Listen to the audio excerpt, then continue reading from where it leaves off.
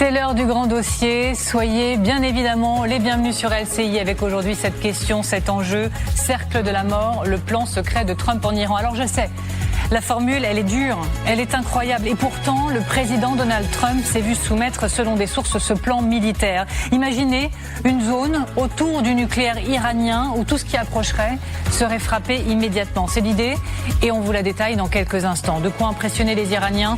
Il est permis d'en douter. Le tout alors que certains osent maintenant l'écrire. Trump a perdu la guerre, nous en débattrons. Et autre question coup de poing, l'Iran menace d'une guerre bien au-delà de la région. Alors jusqu'où ? Et la France peut-elle être directement ciblée ? D'autant que vous le verrez, l'OTAN prévoirait un plan d'intervention dans le détroit d'Ormuz pour le mois de juillet. Alors, vers une intervention militaire, il faut dire que le détroit est bel et bien miné. Plus des supputations, non, 10 mines ont été identifiées selon les renseignements américains. Et puis c'est pas tout. L'histoire folle à suivre de la journée. Les États-Unis et Israël auraient essayé de placer l'ancien président iranien Mahmoud Ahmadinejad au pouvoir à Téhéran. Ce sont des informations du New York Times. Le récit là encore détaillé à suivre dans quelques instants. Nous serons bien sûr avec nos équipes sur le terrain pour tout vous faire vivre. Nous serons aux États-Unis. Nous serons également en Israël. Donc, c'est parti. Le cercle de la mort, le plan secret de Trump en Iran. Écoutez, regardez. Nous allons devoir faire un petit voyage dans un pays appelé l'Iran. Nous devons les stopper. Ils ont des ambitions nucléaires et nous ne les laisserons pas se doter de l'arme nucléaire. Nous avons fait un sacré boulot. Je pense que nous allons régler cette affaire très rapidement, qu'ils n'auront pas d'armes nucléaires et espérons-le que nous y parviendrons de manière tout à fait courtoise. Et pour tout comprendre, pour tout décrypter, je suis ravie d'accueillir sur ce plateau Elisabeth Shepard-Selam. Bonjour. Bonjour. Et merci beaucoup d'être avec nous. Vous êtes maîtresse de conférences à l'Université de Tours. Vous êtes spécialiste des questions de défense et de sécurité. Bonjour Léa Landman. Bonjour. Merci beaucoup d'être avec nous également. Vous êtes géopolitologue, vous êtes franco-israélienne, spécialiste du Moyen-Orient. Merci également au colonel Perdoyon d'être avec nous. Vous êtes consultant en défense et géopolitique pour LCI. Merci également Xavier Giacomoni d'être avec nous aujourd'hui. Bonjour, éditorialiste international LCI.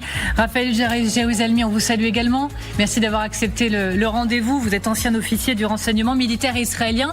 Et c'est pas tout puisque Jean-Louis Bourlange va nous rejoindre dans quelques instants. On lui dit donc à tout de suite. Alors ça vient de tomber là il y a quelques minutes.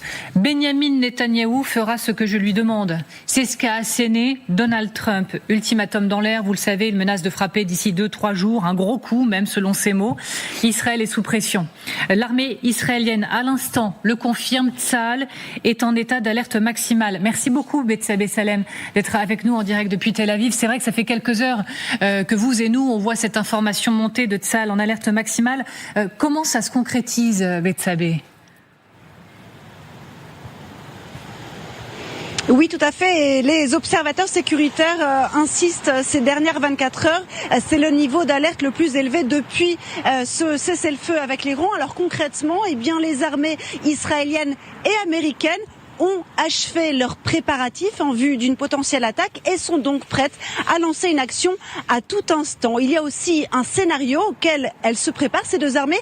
Il est moins probable, mais il n'est pas mis de côté. C'est celui selon lequel, eh bien, Téhéran, en voyant que la tension est à son comble, décide d'attaquer par surprise et donc de bénéficier au moins de l'effet de surprise contre son ennemi.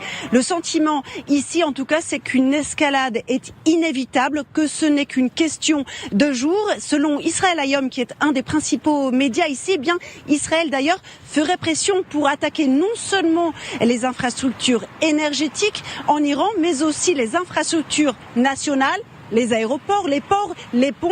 Pourquoi ? Eh bien, parce que le mot d'ordre, c'est tenter d'affaiblir au maximum le régime iranien. Il y a même de hauts responsables sécuritaires qui poussent pour tenter de renverser ce régime iranien. Est-ce que c'est possible ? Alors, selon le Mossad, c'est possible, mais cela prendrait du temps. Et en parlant de temps, justement, le chef d'état-major de l'armée, qui, il y a quelques minutes, s'est donc exprimé. Fin de citation. Merci beaucoup, Betsabé Salam. Merci infiniment. Correspondante en Israël. On prend la direction d'Israël. Alors, encore une fois, maintenant c'est confirmé, Tsahal le revendique, niveau d'alerte le plus élevé depuis le début du cessez-le-feu. On voyait une action militaire. Le confirmez-vous selon vos informations et est-ce à dire que les opérations de combat pourraient effectivement reprendre sous peu ? Les opérations de combat pourraient reprendre dans la minute qui suit. Les deux armées israéliennes et américaines sont prêtes. elles sont massées, surtout les soldats américains dans la région, 2500 Marines, des navires, des porte-avions. Donc le paquet est là, militaire pour gagner cette guerre du côté américain et israélien, mais il faut prendre le temps du temps. Il faut persister. Une telle puissance ne peut pas perdre à condition de ne pas faire comme l'a fait Trump ces temps-ci, des cessez-le-feu, des arrêts des combats au moment où les combats justement sont en plein essor. Et donc il va falloir être patient. Malheureusement pour les Américains, pour Donald Trump, le temps est compté politiquement. Il ne va pas pouvoir tenir bien longtemps définitivement le régime en place en Iran. On reste ensemble, Raphaël Jérusalemi, on a quand même pas mal de choses à se raconter aujourd'hui, le programme est dense. Je voudrais maintenant vous soumettre, à vous, chers téléspectateurs, et à vous, experts en plateau, cette image forte, et d'ailleurs elle est faite pour impressionner, c'est plutôt réussi, il faut le reconnaître. Un pétrolier qui ne paye pas, qui tente de quitter le détroit d'Ormuz et qui est frappé par un drone. Image bien sûr filmée, relayée largement par la propagande iranienne. Regardez.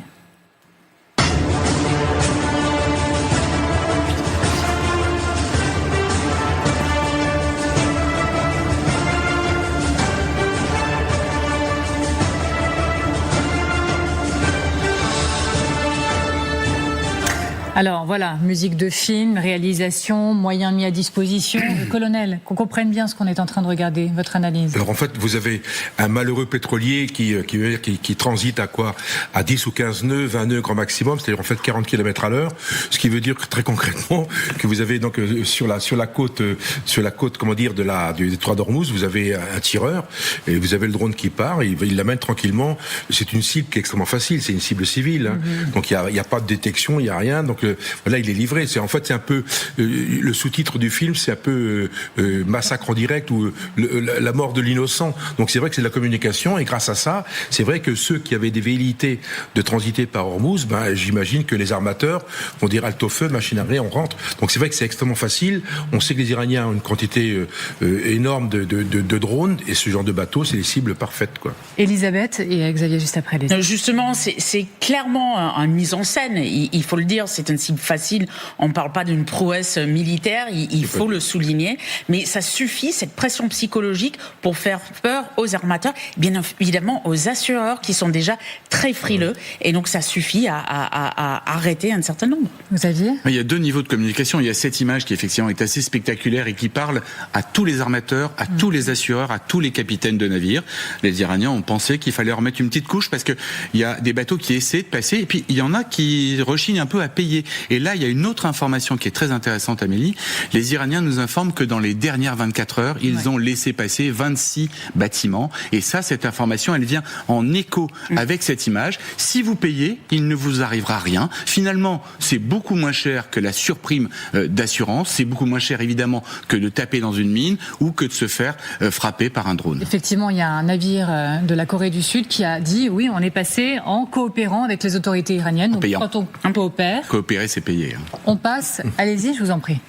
Non, je pense simplement qu'on est en train de rentrer dans un nouveau stade où en fait, soit il y a une coordination totale entre tout le monde qui dit personne ne passe, personne ne paye en fait, soit si on commence à briser le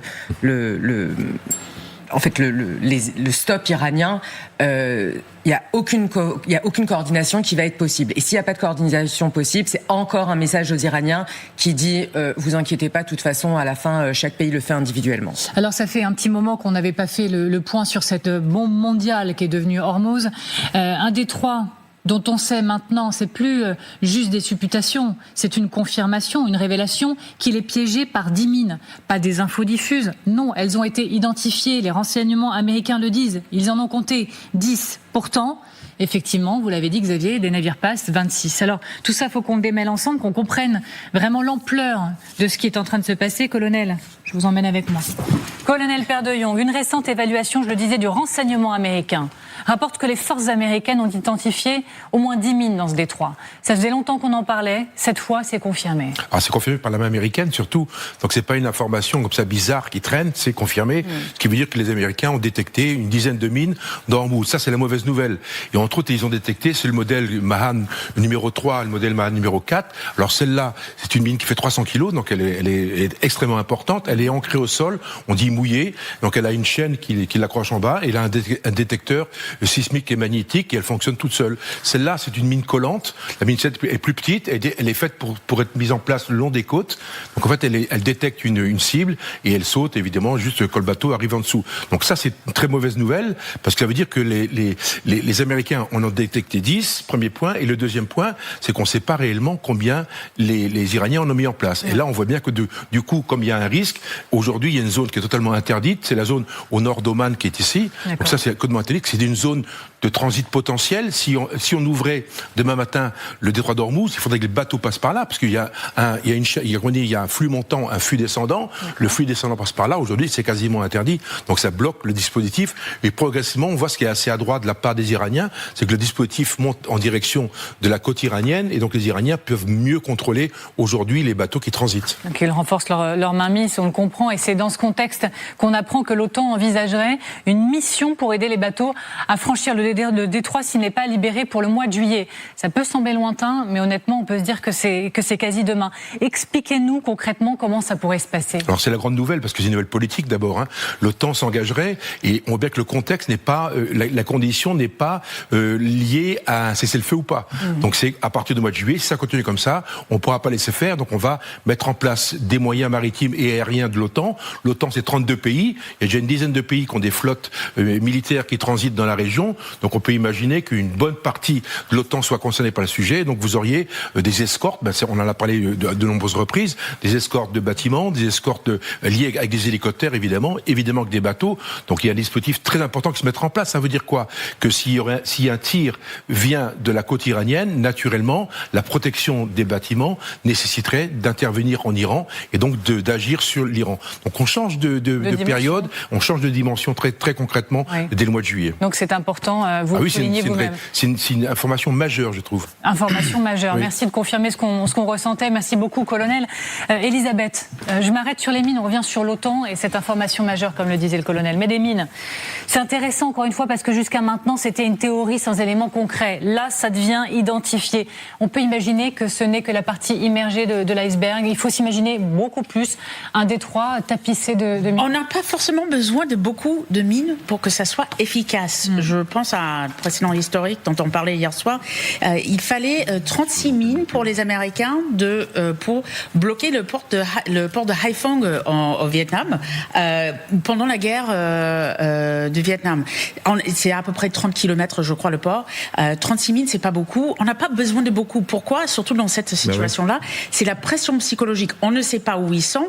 10, 12, 15, on n'a pas besoin de milliers parce que ça suffit aujourd'hui pour faire peur aux armateurs, aux assureurs, aux capitaines de vaisseaux. Et donc on n'a pas besoin de mettre plus en réalité. La question maintenant, ça va être le déminage et c'est là où je pense où l'OTAN aussi a un rôle à jouer. Alors justement, on va reparler d'OTAN, mais pour qu'on comprenne bien, parce que certains vont se dire, ok, donc 10 mines, ça va, on a les moyens, on a des armées partout dans le monde, ce serait extrêmement difficile et long à extraire.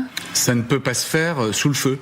Le problème, il est là. Une seule mine, à la limite, suffit. Et même des mines, on peut en inventer. Il peut y avoir des mines fictives. Là, il se trouve que les Américains, au bon moment, ont la preuve qu'il y a 10 mines.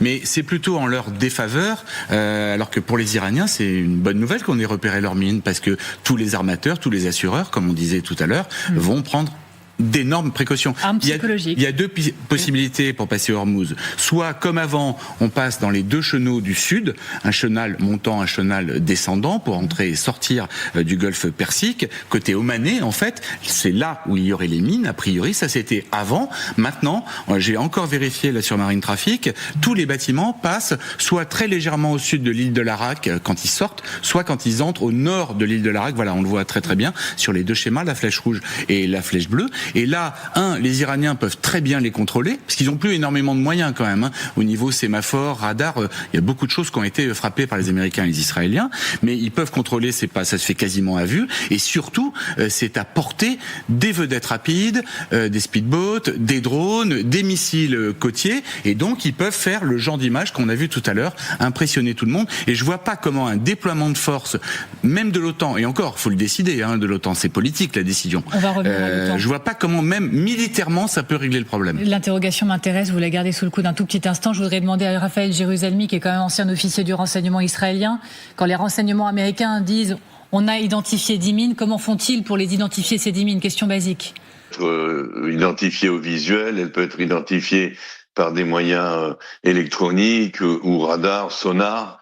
Les moyens ne manquent pas pour les identifier. C'est pas si facile que ça parce que c'est pas grand et le détroit d'Ormuz est pas petit, c'est sûr. Mais il y a quand même deux choses à signaler. La première chose, c'est lorsqu'on parle de libérer le détroit d'Ormuz, on n'a pas besoin de libérer tout le détroit d'Ormuz. Il faut tracer un corridor comme on en a par exemple dans le ciel iranien. Il y a des corridors aériens pour l'armée de l'air israélienne et américaine par lesquels ils peuvent opérer. Ce sont des corridors, ça veut dire qu'il n'y a pas de défense antiaérienne dans le coin. On peut donc dégager un corridor et là déminer cette partie-là seulement en laissant les mines en dehors de ce corridor, évidemment avec le danger d'essuyer le feu des Iraniens. Le deuxième point, et ça c'est extrêmement important, c'est vrai que le détroit d'Ormuz est une immense épine dans le pied de l'économie mondiale.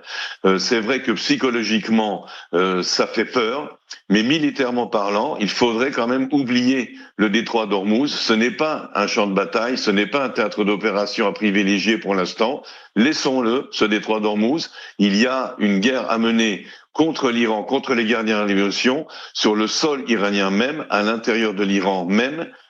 Et donc le détroit d'Ormuz, on se focalise beaucoup trop dessus sur le plan militaire. Bien sûr que c'est une menace très importante, c'est un chantage qu'exercent les Iraniens sur le monde, mais militairement parlant, on peut ignorer, laisser de côté cette influence économique et psychologique, pour se consacrer à la véritable campagne militaire d'attaque des forces des gardiens de la Révolution.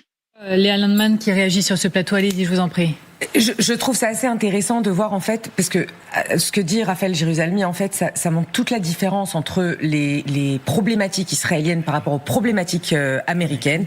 Les Américains, même si au niveau étatique, ils sont un peu moins touchés par le détroit d'Ormuz, même si on voit, je suis d'accord avec vous, je vois Elisabeth qui me fait non avec la tête. Ça va être de pire en pire. Mais ça va être de pire en pire, mais pour l'instant, c'est quand même assez sous contrôle. Et ce qui est intéressant, c'est pas tant l'économie mondiale, c'est la responsabilité de Trump par rapport à l'économie mondiale, une responsabilité que les Israéliens n'ont pas, en fait.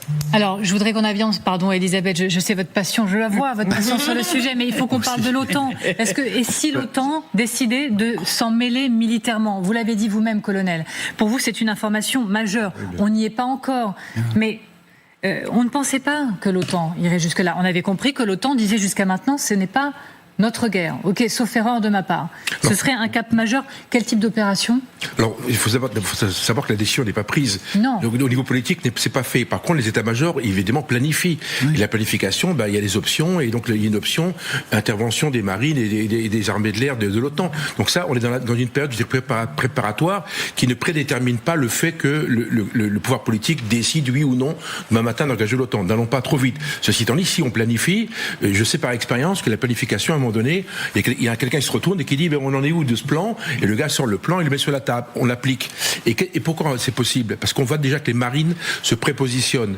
On sait que les Français sont déjà présents assez massivement, on sait que les Allemands sont là, il y a quelques Anglais, il y a des Belges, donc il y a déjà pas mal de marines européennes qui sont présentes. Ça pourrait être en fait la genèse.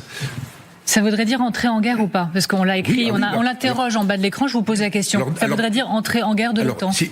Votre question, c'est la question centrale. Le problème, il n'y aura jamais d'entrée en guerre officielle. Personne n'en parlera. Le problème, vous avez des situations qui dérapent. Et c'est ça qui risque de se passer. Vous risquez d'avoir un bâtiment français, un bâtiment belge ou que sais-je, qui escorte. Il y a un drone qui arrive, comme vous le montrez fort justement, qui tire sur un bateau militaire, même un bateau civil. À ce moment-là, il y a une réplique. À ce moment-là, ce sera en fait la légitime défense. C'est pour ça que les mots sont extrêmement importants. C'est que les marins diront que la légitime défense, ce n'est pas une action de guerre. On protège le bateau, donc c'est pas la même chose. Donc la sémantique joue un rôle fondamental dans ce genre de conflit. Mais après, les Iraniens peuvent se dire c'est une entrée en guerre, le décider unilatéralement, quoi qu'il en soit, et frapper du coup les forces otaniennes. Mais oui, mais c'est tout le problème. Et d'ailleurs, le commandant suprême de l'OTAN en Europe le dit très bien. On fait de la planification, comme vous le disiez, mais la décision est politique.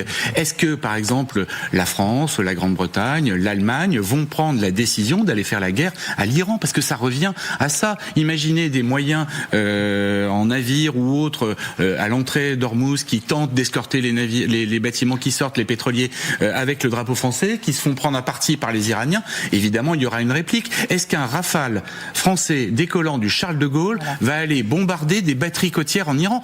On en est extrêmement loin. A priori, on n'y va pas. A priori. C'était ma question suivante. On va revoir des images du Charles de Gaulle, donc qui est arrivé pas dans la zone de conflit encore une fois, mais qui s'est approché. C'est de l'affichage. Donc c'est bien ce que je suis en train de dire. Le Charles de Gaulle, je me fais disputer, mais je suis dans votre sens.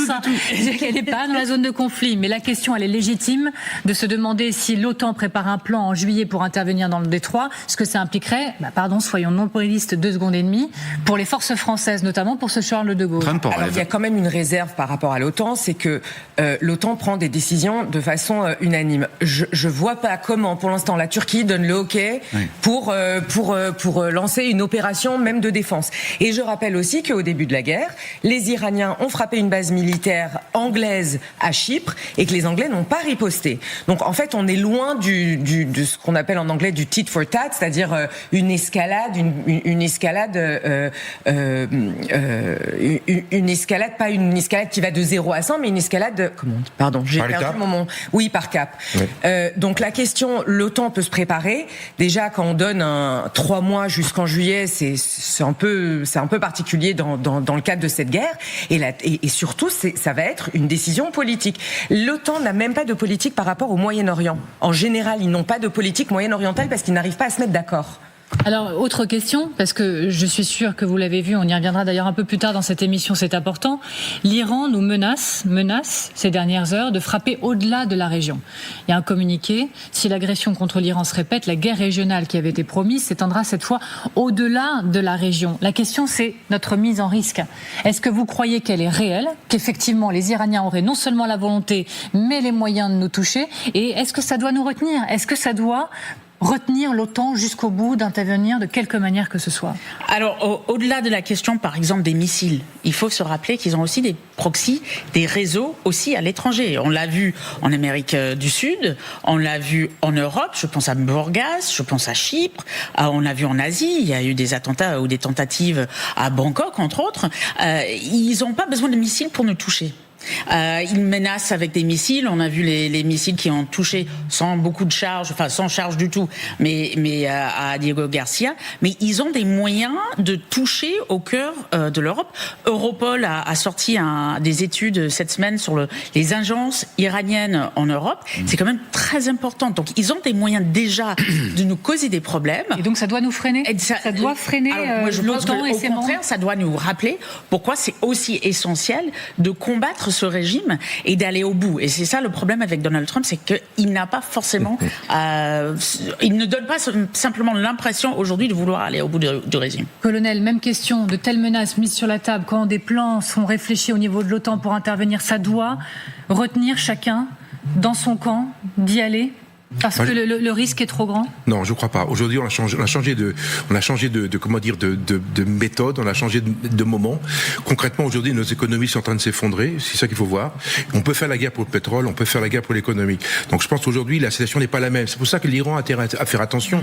En menaçant tous azimuts, on finit par se prendre le tous azimuts sur la figure. Il ferait mieux de se concentrer sur leur zone et sur un seul ennemi. J'ai appris une phrase à l'école de guerre. Il faut toujours être concentré. Ils sont pas concentrés.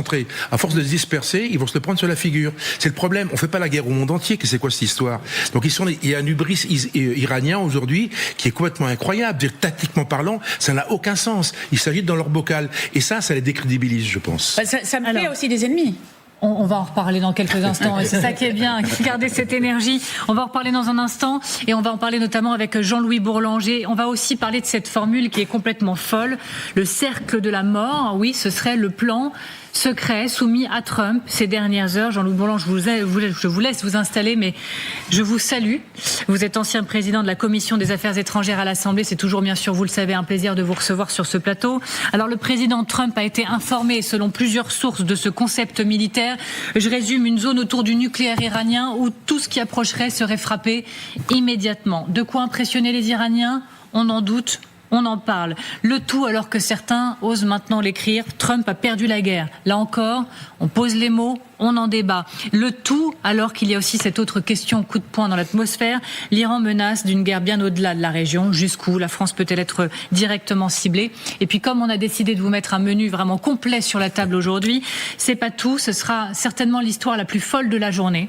Vous saurez tout du plan israélien qui a tenté de libérer l'ancien président iranien Mahmoud Ahmadinejad pour le remettre au pouvoir. Donc on en parle ensemble dans un instant.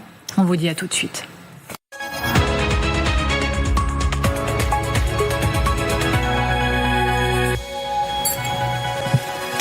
Vous êtes bien devant le grand dossier avec toujours cet enjeu, cercle de la mort, le plan secret de Trump en Iran. On en parle avec mes invités bien évidemment, mais c'est l'heure de l'essentiel de l'actualité.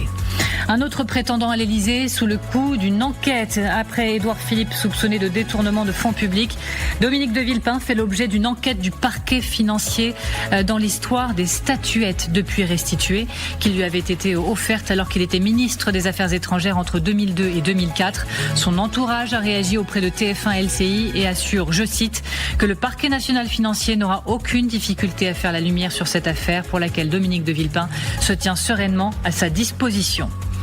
Dans le scandale des violences sexuelles dans le périscolaire, 16 personnes d'une école considérée comme étant l'épicentre de l'affaire ont été interpellées à Paris. L'établissement, c'est l'école Saint-Dominique. Le coup de filet a eu lieu ce matin, mené par les enquêteurs de la brigade de protection des mineurs de Paris.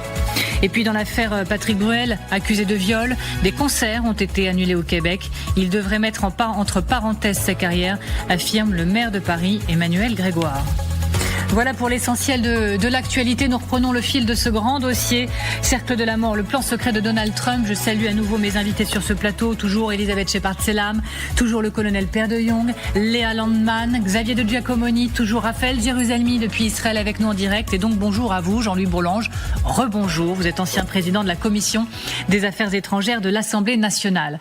Alors oui, cercle de la mort, une zone où tout ce qui approche est frappé, tué. La formule est folle, j'en conviens, mais le président Donald Trump a été informé, selon plusieurs sources, d'un tel plan, de ce concept militaire autour du nucléaire iranien, plus précisément. Tout ce qui s'approcherait serait considéré comme étant dans une zone de tuerie. Avant de vous entendre sur le sujet, on va un peu plus loin, la pédagogie, avec le colonel Per de Jong. Colonel, expliquez-nous quelle est l'idée, l'objectif derrière cette formule qui est, il faut le reconnaître, tout à fait brutale. Alors, elle est très américaine parce que les Américains ont utilisé cette formule déjà en Irak, en Afghanistan. Ils appellent ça killing zone.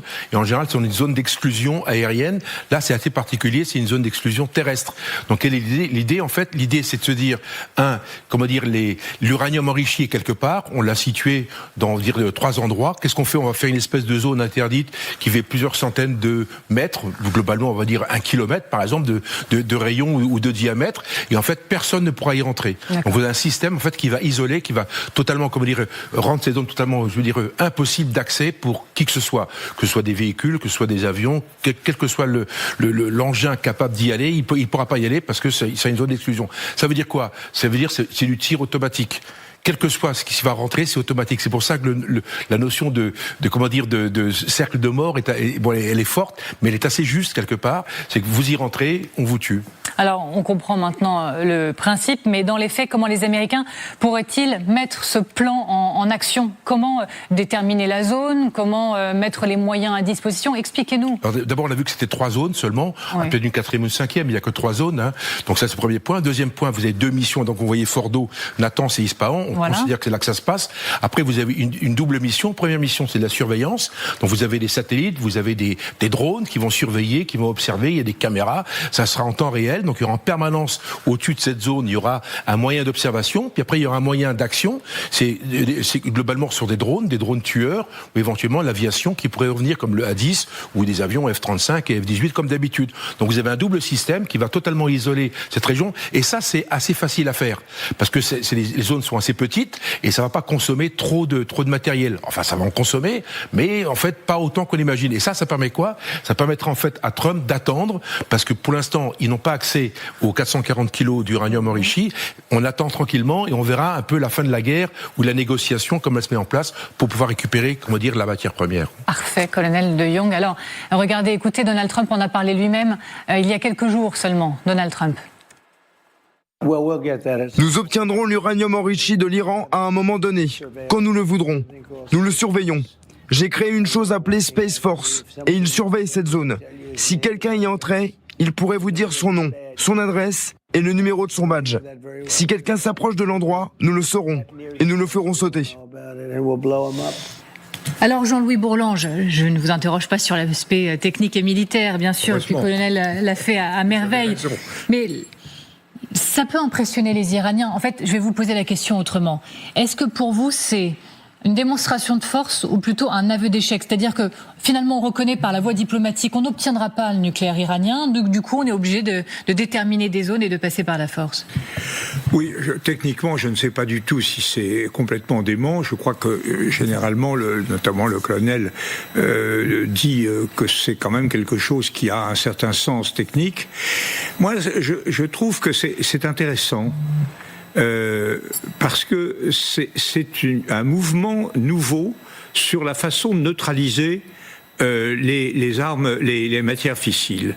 Car en réalité, on voit bien que les Américains sont incapables de les extraire et de les transporter, ça paraît très très difficile techniquement, et les Iraniens ne sont pas du tout disposés en aucune façon à les faire bouger. Alors est-ce que l'une des solutions qu'on pourrait imaginer, c'est pas du tout le cercle de la mort, mais c'est de combiner un système de neutralisation totale sur le plan militaire à partir des moyens qu'on a évoqués, et par exemple un cordon international ou etc. qui autour des sites qui neutraliserait, qui empêcherait qu'on accède à cela. Alors c'est idiot ce que je dis, hein, c'est purement mais ça serait quand même quelque chose de nouveau comme équilibre entre le maintien donc de l'honneur entre guillemets des Iraniens qui garderaient leur matière fissile chez eux et une neutralisation, une impossibilité plus ou moins durable. Alors on pourrait combiner, évidemment vous me disiez si on met un cordon de l'ONU, c'est pas, mais on peut combiner un cordon de l'ONU et ce mécanisme qui fait que s'il y a infraction, il y aurait immédiatement. Enfin je dis que c'est peut-être.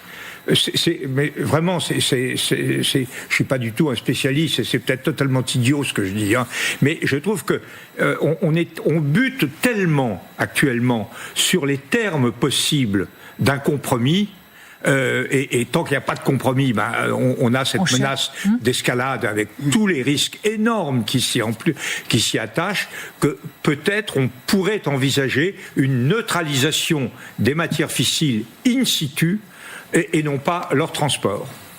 Un bon plan, le plan secret de Trump, cercle de la mort? Alors, effectivement, comme disait Pierre, il y a ce concept de kill zone dans tout ce qui est jargon américain. Il y a quand même des questions techniques. Moi, je m'intéresse beaucoup plus aux questions techniques. Qu'est-ce que ça va nécessiter? Ça va nécessiter des vols capables d'intervenir 24 heures sur 24, 7 jours sur 7, dans une zone où ils ont besoin de ces avions probablement pour autre chose, notamment pour le détroit d'Ormuz. C'est très loin. Donc c'est très loin. Il faudrait plus de moyens qu'il y a déjà, des drones aussi. Beaucoup de drones, ouais. Il y a beaucoup de drones, beaucoup d'avions, beaucoup de LOCIT, enfin beaucoup d'informations, de renseignements, que ça soit par des signals ou peut-être sur place, parce que vous êtes dans une zone, vous imaginez, vous avez une berger qui passe ou avec un troupeau ou quelque chose comme ça, vous allez peut-être pas le désigner de la même façon que quelqu'un qui cherche à toucher à ce problème du uranium enrichi. Il y a quand même des questions techniques qui me posent vraiment problème avec ce concept. Après, on l'a entendu de Trump et de Lindsey Graham, donc le sénateur très faucon. Donc celui qui a verbalisé vraiment les choses ces dernières heures. Hein. Exactement. Ouais. Donc moi, j'aimerais bien entendre des militaires avec un plan technique qui permet de vraiment atteindre. L'idée en soi est pas mauvaise, mais la mise en place me semble probablement. Alors, effectivement, je vais dire un truc, c'est d'une simplicité. Pour frapper, il faut en avoir les moyens. Or, des informations, vous le savez, quasi quotidiennement sortent sur les pertes colossales des États-Unis en Iran. Par exemple, le service de recherche du Congrès américain vient de dresser la liste des 42 avions américains et drones perdus ou endommagés jusqu'à présent durant la guerre contre l'Iran. Alors moi, je ne vais pas vous faire la liste prononcée en me trompant de tous les F-15, F-35, A-10, KC-35, E-3. Regardez, je m'arrête là, j'ai trop peur de me tromper. Mais colonel, effectivement, quand je dis perte colossale, et quand on l'écrit, on est dans le juste ? Alors oui, c'est relativement important. J'imagine que les Américains, au début du conflit, n'avaient pas envisagé un tel niveau de perte. Maintenant, il y a deux niveaux de perte. Vous avez les actions de combat. Là, il y en a relativement peu. En fait, il y a un F-15, il y a eu un A-10, je crois, il y a eu des hélicoptères au moment de la récupération du pilote.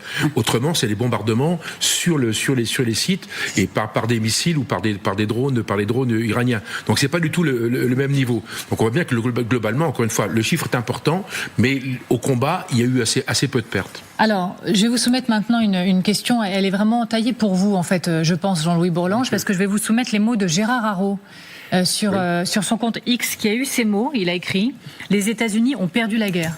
Il écrit « Les États-Unis ont perdu la guerre, mais sont incapables d'y mettre un terme ». Et il ajoute « En conséquence, une crise économique mondiale est en chemin. Espérons que d'autres acteurs négocient en sous-main avec l'Iran, mais il y aura un prix à payer ». Moi, je veux qu'on s'arrête sur les premiers mots, si vous le voulez bien. Vous pourriez, vous, écrire, Jean-Louis Bourlanges, « Les États-Unis ont perdu la guerre ». Moi, je crois que l'ambassadeur Haraud a raison, mais je dirais même plus, comme disent les deux Dupont, je crois qu'ils se sont mis dans une situation où, dès le départ, ils ne pouvaient pas la gagner. C'est d'ailleurs ça qui, pour moi, et depuis qu'on discute de ça ici et ailleurs, depuis le début de la guerre, je ne comprends pas comment des acteurs se sont aussi... alors je vois bien, Israël voulait essentiellement taper, mais comment les Américains sont engagés dans un processus dont on ne voyait pas. On n'a jamais vu comment ils pouvaient en sortir. Sans invasion au sol, ils ne pouvaient pas détruire le régime iranien, sauf s'ils créaient une espèce de guerre civile à l'intérieur de la classe dirigeante, qui est peut-être la dernière option qu'ils peuvent espérer avoir, mais on n'y connaît rien. Et sinon, ils ne détruisaient pas l'Iran, et l'Iran, par définition, a des moyens de destruction, même en infériorité militaire. Aujourd'hui, ceux qui veulent semer le désordre et la mort, que ce soit par le terrorisme, par la bactériologie, par tout ce qu'on veut, les destructions d'usines de désalinisation. Enfin, il y a 1000 façons de dézinguer absolument toute l'économie mondiale. Donc, comment ont-ils, au départ, eu l'idée quel était le concept? Moi, je trouve que ça ressemble à la pièce de Shakespeare, à la phrase de Shakespeare. Une histoire pleine de bruit et de fureur, ne signifiant rien, et racontée par un idiot. Et je pense qu'on en est là. Et là, aujourd'hui, effectivement, ou alors, si vous voulez l'autre citation, je crois que je l'avais faite ici déjà, c'est celle de Sénèque. Vous savez que j'ai un carnet à peu près épais comme ça, désormais. Il n'est pas de vent favorable à celui qui ne sait où est son port. Effectivement, Gérard Haraud nous dit ils ne peuvent pas atteindre leur port. Et moi, j'ajoute, oui, parce qu'ils ne l'ont jamais défini. On prend la direction à nouveau d'Israël. Raphaël Jérusalemi est toujours avec nous. Encore une fois, merci. Quand vous lisez ces mots-là, les États-Unis ont perdu la guerre. Vous souscrivez. Je pourrais aussi citer le New York Times ces dernières heures, qui dit pas que les États-Unis ont perdu la guerre, mais qui disent que effectivement l'Iran a conquis son avantage, que l'Iran a l'avantage. Non, pas du tout. D'abord, une guerre n'est gagnée ou perdue. On ne le sait qu'au dénouement. À la fin, on est bien, bien loin de la fin de cette guerre. On oublie qu'il y avait ici une possibilité ratée par Donald Trump de donner un coup fatal au régime des Mollahs et des gardiens de la Révolution. Il s'est dégonflé en route et a imposé un cessez-le-feu. Cela ne veut pas dire que la guerre est finie, loin de là. Elle peut reprendre dans la minute qui suit mes propos, elle peut reprendre dans un mois ou dans un an. Et à ce moment-là, on est juste non plus à une guerre qui aurait pu être définitive, mais on est dans un nouveau round, dans un conflit qui oppose l'Occident aux Iraniens depuis des années, Israël bien sûr inclus, et donc ça sera juste encore un round raté peut-être, d'accord, je veux bien l'admettre, mais ce n'est que reporter l'échéance. Tôt ou tard, les combats reprendront avec encore plus de violence et avec encore plus de problèmes qu'on en connaît aujourd'hui. Donc plus on laisse le temps passer, plus effectivement ça joue en faveur des Iraniens et ça joue en faveur d'une campagne qui sera seulement repoussée à une autre date et qui sera encore plus violente avec des problèmes encore plus graves pour l'économie mondiale que cette fois-ci. Je vais juste terminer en disant tout de même que j'ai un petit peu honte de ce que j'entends sur les plateaux ces derniers temps et ce que je viens d'entendre. Il y a quand même une donnée qui me paraît intéressante et importante, c'est le peuple iranien, c'est la justice, c'est la moralité. Je ne comprends pas comment la communauté internationale peut rester assise sur sa chaise à déblatérer des citations très grandiloquentes et ne pas prendre ses responsabilités humaines et morales à l'égard du peuple iranien. Je trouve cela honteux, indépendamment de tous les autres intérêts. Nous, les Israéliens, on a l'intérêt militaire évident et on est menacé d'anéantissement, etc. Mais je pense qu'on doit avoir à l'esprit ce peuple iranien, cette justice. On n'a pas à l'esprit les femmes afghanes non plus. On n'a pas à l'esprit toutes ces choses-là. Et moi, ça me jette dans un immense désarroi. Je vous propose de laisser Jean-Louis Bourlange vous répondre en quelque sorte, puisque j'ai l'impression que l'échange est... Oui, je trouve très inadmissible, cher ami, ce que vous avez dit. Parce que je crois que, ici, en tout cas, tous ceux qui sont autour de cette table ont un sentiment très aigu de la situation terrible du peuple iranien et de la volonté d'essayer de le sortir de cela. Les réserves et les critiques que nous avons formulées tant à l'égard de la politique de M. Netanyahou qu'à celle de M. Trump, c'est l'inadéquation totale des moyens mis en œuvre par rapport à cet objectif proclamé. Moi, je l'ai dit dès le premier jour, j'ai écrit dans l'opinion, le but n'est pas la libération du peuple iranien. On ne procède pas comme on a procédé si on voulait libérer le peuple iranien. Et tous les signaux que nous avons montrent que la répression s'est accentuée, elle est de plus en plus dure et que les Iraniens voient de moins en moins leur port, leur solution. Donc là, je crois que la critique que nous faisons, c'est précisément au nom du peuple iranien. Nous disons que les moyens qui ont été mis en œuvre sont absolument inadéquats par rapport à l'objectif. Il y avait autre chose à faire, c'était plus compliqué, c'était de jouer effectivement sur le JCPOA, puis sur la longue durée, d'essayer de lever progressivement les sanctions, de créer d'encourager effectivement des voix au sein du gouvernement iranien et de soutenir. Là, le Mossad qui a vraiment des liens très profonds avec la population iranienne, pouvait effectivement aider à constituer, si je puis dire, un Jean Moulin iranien, un comité de résistance, quelque chose qui aurait pu, le moment venu, justifier en appui une intervention extérieure. Mais c'est exactement le contraire qu'on a fait. Et surtout, je trouve que Israël ne défend pas la libération du peuple iranien. Israël applique la politique du marteau. Quand on a un marteau, tout problème ressemble à un clou.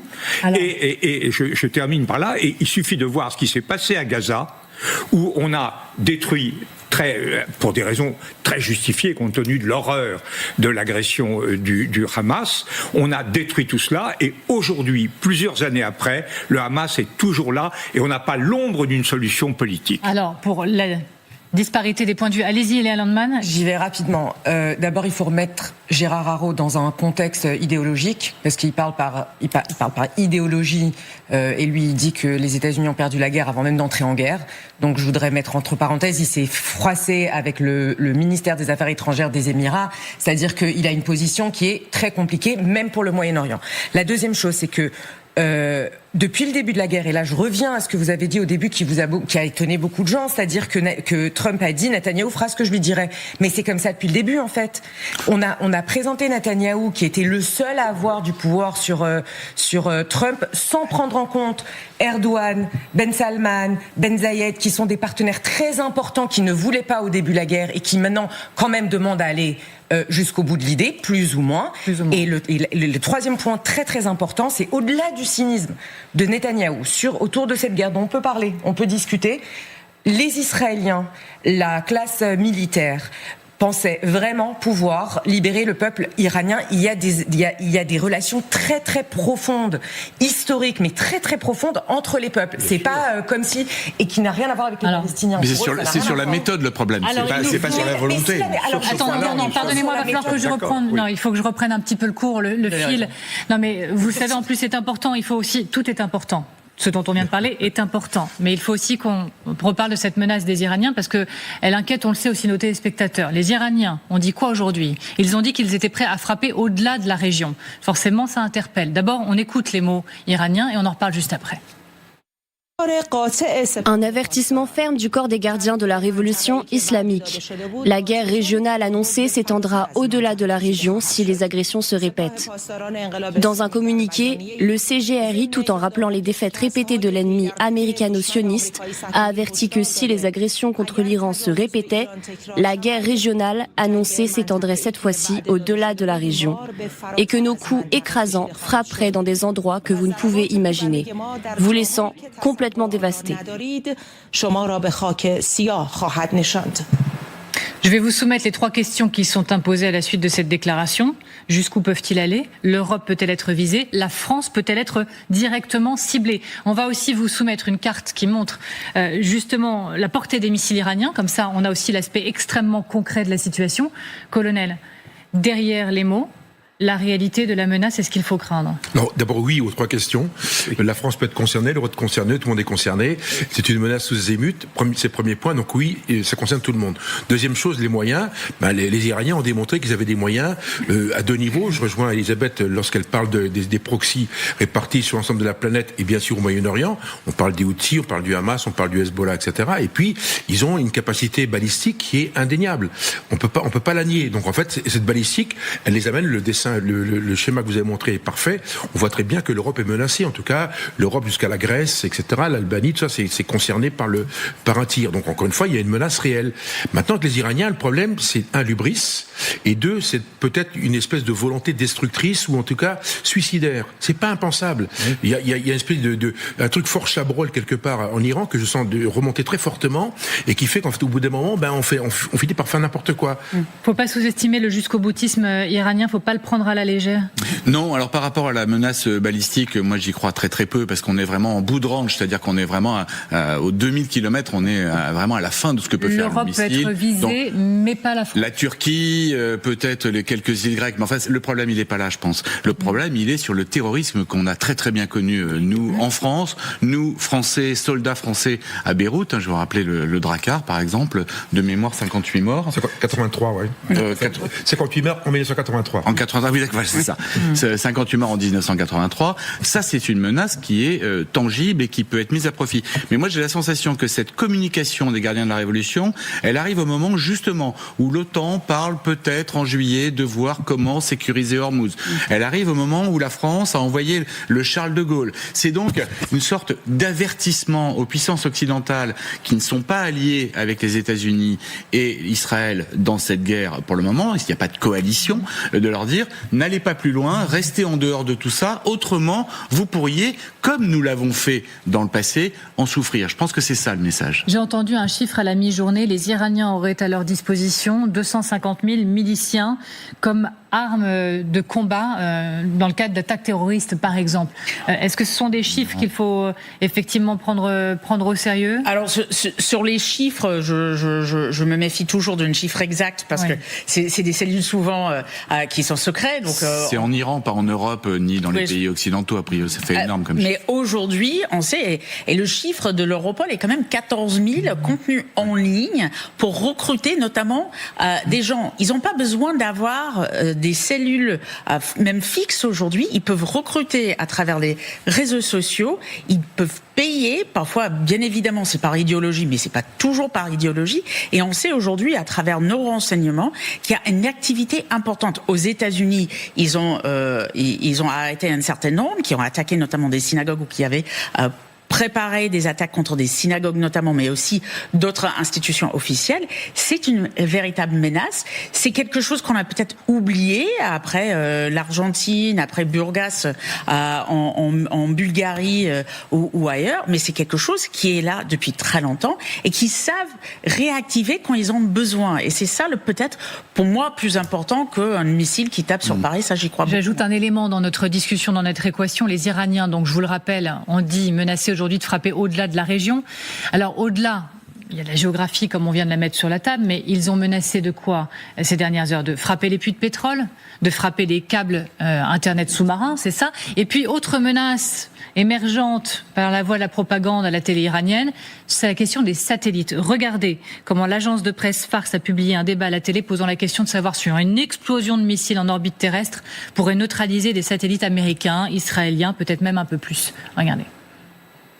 Une seule explosion pourrait mettre des satellites sur une trajectoire de collision, les faire sortir de leur orbite et déclencher un effet domino catastrophique. C'est une tâche bien plus aisée que de percer des systèmes de défense multicouches pour frapper un pays au sol. C'est une attaque plus simple, mais elle provoquerait une crise catastrophique dans l'espace. Une explosion à cet endroit compromettrait l'ensemble de l'infrastructure mondiale des satellites. Alors, vous n'êtes pas du genre à tout minimiser, colonel. Alors, quand je vous vois pendant cet extrait dire, alors ça, non, en revanche, en gros, ça vaut rien. Expliquez-nous pourquoi. C'est la guerre des étoiles petit pied, quoi. En fait, il rejoue Reagan en 84 avec la guerre des étoiles. C'est extrêmement difficile. Il faut des rayons laser, etc. Donc, encore une fois, ça, c'est un rêve imaginaire qui est fait pour impressionner. Ça fait partie d'une diatribe générale et qui, à mon avis, n'est pas très sérieuse. Voilà. C'est vrai qu'on reconnaît un peu la com à la russe. On le disait, effectivement, que je vous entendais. On aurait dit Soloviev, oui, un peu. Jean-Louis Bourlange. Oui, sur la capacité, les questions que vous avez posées, le colonel Dejoux m'a répondu, je suis tout à fait d'accord, a priori, bien que je ne sois pas compétent avec lui. Oui, la menace existe, elle peut porter sur les Européens, elle peut porter sur la France. Elle est multiforme. Je crois que la capacité, au-delà de la guerre, la capacité de faire le mal, il est déjà là. Regardez notre brave Premier ministre qui se démène avec une situation impossible vis-à-vis de tout un ensemble de secteurs de la population. Tout le monde dit que la situation économique va s'aggraver. On peut avoir on a une détérioration extrêmement profonde. Donc là, je crois que la réponse est claire. Deuxièmement, sur le plan tactique, oui, je crois qu'il est logique de penser que c'est un signal donné, notamment à la France, avec cette incursion de notre porte-avions, dont on ne sait pas très bien, à vrai dire, à quoi il sert, parce que libérer la circulation quand la paix est rétablie, bon, c'est pas, j'ai l'impression qu'on danse un peu plus vite que les violons dans cette affaire. Mais on comprend que le message est de dire, tenez-vous éloigné de tout ça, mais je crois au-delà que stratégiquement, toute la logique de ce conflit depuis le début conduit à une explosion de violence. À partir du moment où vous ne pouvez pas détruire un pouvoir, mais où vous pouvez l'empêcher de fonctionner, quelle est une autre attitude possible, compte tenu en plus du fait qu'ils sont assez particuliers, les clients iraniens, quelle autre attitude pourrait-il avoir que d'une attitude de desperados en utilisant tous les moyens à leur disposition? Ils ont d'ailleurs coincé Trump en disant, vous pouvez annoncer tout ce que la destruction totale, etc. Bon, expliquez ça aux Émirats, à l'Arabie Saoudite, etc. C'est eux qui vont payer. Et donc, il y a une logique, mais c'est ce qui m'effraie depuis le début, depuis le premier jour, c'est que c'est une logique d'escalade absolue. Alors, on en vient, vous avez évoqué le régime. Je répète, en Clausewitz, c'est le but politique qui limite l'ascension aux extrêmes. Et là, comme il n'y a pas de but politique clairement établi, l'ascension aux extrêmes se poursuit. Alors, je voudrais qu'on en vienne à cette histoire qui est peut-être la plus folle que vous entendrez ou lirez aujourd'hui. C'est un scoop énorme. États-Unis et Israël auraient tenté de libérer, grâce à une frappe, un missile, l'ancien président iranien que vous voyez sur cette image. Son visage vous parle forcément, Mahmoud Ahmadinejad. Alors pourquoi ? Pour l'installer à nouveau comme leader du pays. Oui, une frappe israélienne conçue pour libérer cet ancien dirigeant qui était assigné à résidence. Vous allez voir que, en plus, le profil de l'homme, on a du mal à comprendre. Xavier de Giacomoni va vous le dire, parce que anti-israélien, anti-américain, hyper fervent du nucléaire iranien. Bref, allez, on va plus loin. Le sujet est franchement passionnant. Xavier de Giacomoni, on apprend donc que la frappe qui a visé sa résidence surveillée au début de la guerre avait pour objectif de le libérer de ces geôliers des gardiens de la Révolution. Regardez, Israéliens ont inventé la libération par missile interposé. Nous sommes dans le quartier de Narmak, à l'est de Téhéran, le 28 février, au tout début de la guerre. C'est important ce quartier parce que c'est le quartier où vivent beaucoup des caciques du pouvoir. C'est un quartier ultra protégé, ultra surveillé. Alors pourquoi les Israéliens ont frappé la résidence de Mahmoud Ahmadinejad ? Eh bien, ce n'était pas pour l'assassiner, c'était pour le libérer. Il était placé en résidence surveillée depuis plusieurs mois, certainement fin 2025, depuis 2026, début 2026. Et dans cette frappe, un poste de sécurité a été touché, des gardiens de la Révolution ont été tués, et en fait, ça devait lui permettre de s'échapper. Mais ce qui n'était pas prévu du tout, c'est qu'il serait blessé dans l'opération. Et oui, un missile, quand ça frappe, ça peut blesser les gens qui sont dessous. Ça, les stratèges n'y avaient pas pensé. Alors, quelques jours plus tard, Donald Trump déclarait qu'il serait préférable que quelqu'un de l'intérieur du régime, Amélie, prenne le pouvoir. Un peu sur le modèle de ce qui s'était passé au Venezuela avec Delcy Rodriguez. On sait aujourd'hui qu'Américains et Israéliens avaient pensé à Mahmoud Ahmadinejad, mais après avoir été blessé, eh bien, Ahmadinejad a purement et simplement disparu. À l'heure où je vous parle, on ne sait pas où il est. Donc le scénario est complètement fou, mais encore une fois, le personnage au cœur de ce scénario est complètement fou aussi dans le cadre du conflit qu'on connaît actuellement. Là, rappelez-nous de qui on parle. Ça devient croquignolesque, effectivement, parce que ça, c'est le plus surprenant de l'histoire. Le choix de ce personnage pour incarner un changement de régime. Ancien président iranien de 2005 à 2013. C'est un ultra-conservateur. Durant ses mandats, il n'a cessé de défendre le nucléaire iranien, bien sûr, d'affirmer que l'homosexualité était une maladie du capitalisme et surtout de nier l'Holocauste, d'appeler à rayer Israël de la carte. Écoutez-le. Israël n'a pas sa place dans la région. Vous avez apporté à cette région le vent et vous obtiendrez la tempête. Je vous informe avec Dieu comme témoin qu'une tempête dévastatrice est sur son chemin, qui va déraciner la base du sionisme. Vous êtes d'accord avec moi, Amélie? Pas franchement un profil fiable, proche de Tel Aviv ou de Washington, au contraire. Il était d'ailleurs clairement sur la touche depuis très longtemps. Interdit de se présenter à une nouvelle élection présidentielle. Il avait beaucoup voyagé, comme ici en Hongrie, à 2 reprises, ce qui, en Iran, est plutôt assez suspect, d'autant plus que pour les Iraniens, la Hongrie est proche d'Israël. En 2019, il avait fait l'éloge de Donald Trump. Tiens, il avait plaidé pour un rapprochement entre les USA et l'Iran, peut-être un début de réponse, une ouverture pour devenir l'homme des Américains. Et tout cela intervient dans le cadre d'un plan un peu plus vaste, en plusieurs étapes, que Israël et États-Unis avaient sur la table, entre les mains. Oui, le plan était plus vaste. Il comprenait notamment la mobilisation des Kurdes qui sont essentiellement dans l'ouest du pays. Il s'agissait de les armer, de les pousser à marcher sur Téhéran pour combattre les forces iraniennes. Vous voyez ces rebelles kurdes dans les montagnes du Kurdistan. Alors ils sont stationnés entre l'Irak et l'Iran. Ils font des incursions parfois. Et puis il y a toutes ces villes kurdes dans l'ouest du pays. Rappelez-vous que Mahsa Amini était par exemple originaire du Kurdistan iranien. Alors, le régime devait s'effondrer, Ahmadinejad en prendre la tête. C'était en tout cas ce qu'avaient espéré les stratèges américains et israéliens. Mais nous l'avons vu, Amélie, depuis 82 jours, rien ne se passe comme prévu. Le plan de changement de régime a échoué. Pour les meilleurs spécialistes de l'Iran, il reposait sur des fantasmes et des chimères. La réalité iranienne conduit pour le moment Donald Trump dans une impasse. Merci, parfait, Xavier de Giacomini. Restez avec moi parce qu'on prend la direction de Israël. On retrouve Raphaël Jérusalemi. Raphaël Jérusalemi, ancien du renseignement israélien. Depuis qu'elle a été révélée, cette affaire, en avez-vous eu, vous, quelques échos?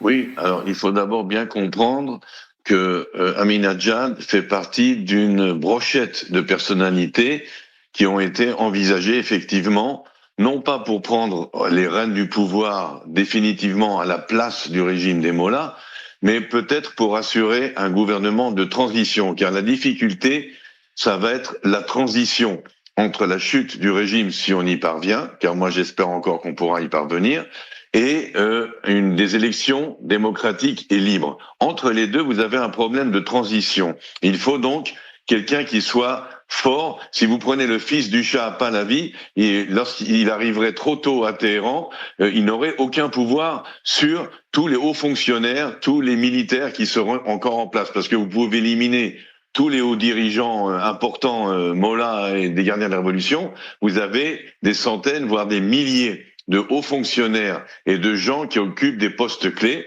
Et eux, pour les tenir en laisse, il faudrait un personnage du style d'Ahmadinejad.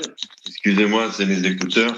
Voilà, du style d'Ahmadinejad, qui, lui, pourrait se faire respecter, si vous voulez, durant un gouvernement de transition qui aurait assez de poigne politique, ce qui n'est pas le cas de Pahlavi. Mais je précise, et c'est très important, que nous parlons d'une personnalité parmi beaucoup d'autres qui ont été contactées, cultivées au fil des années, et ce, bien avant ce conflit.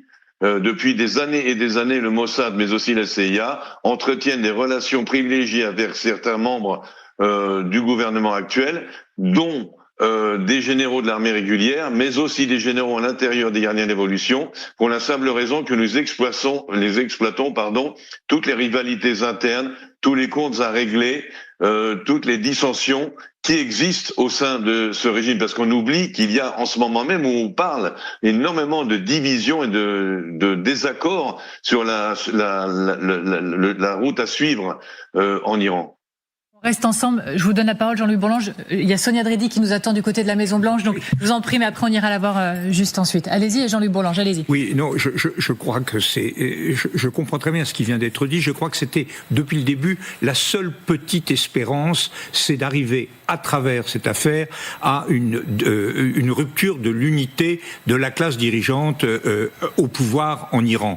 Donc, je comprends, c'est la seule chose, avec des risques de guerre civile, d'ailleurs, extrêmement massifs, parce qu'à partir du moment où on ne débarquait pas avec des troupes au sol, ça ne pouvait être qu'à l'intérieur.